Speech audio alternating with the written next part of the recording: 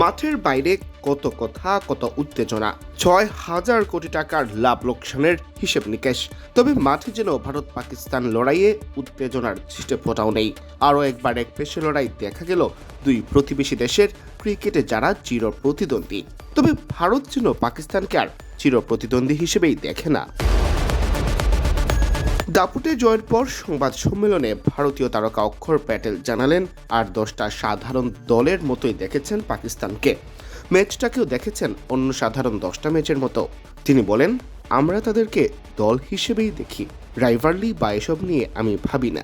যতদিন ধরে আমি খেলছি তাদেরকে প্রতিপক্ষ হিসেবেই দেখছি, এই ম্যাচকে একটি ম্যাচ হিসেবেই দেখি। আমরা চেয়েছি ভালো ক্রিকেট খেলতে, এটুকুই।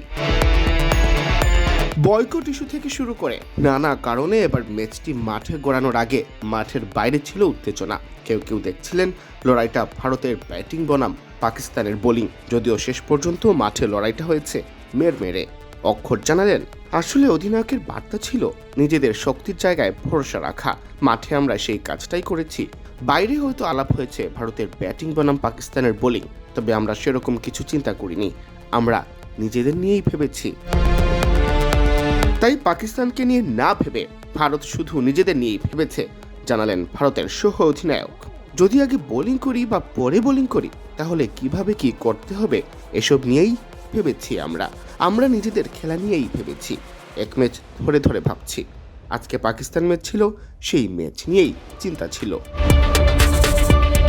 অক্ষর প্যাটেল অবশ্য মেনে নিয়েছেন এই ম্যাচে ভারত বেশ চাপেই ছিল, তবে এবারও সেই একই বার্তা। দাবি করলেন, অন্য ম্যাচগুলোতে যেমন চাপ থাকে এই ম্যাচও তার ব্যতিক্রম কিছু ছিল না। তিনি বলেন, চাপ থাকেই, সব ম্যাচেই চাপ থাকে। আশেপাশে নানা কথা, নানা ব্যাপারের কারণে চাপ চলে আসেই। তবে পেশাদার ক্রিকেটার হিসেবে এসব সামলেই আমাদের ম্যাচ খেলতে হবে। সিয়াম চৌধুরী, বিডি ক্রিক টাইম।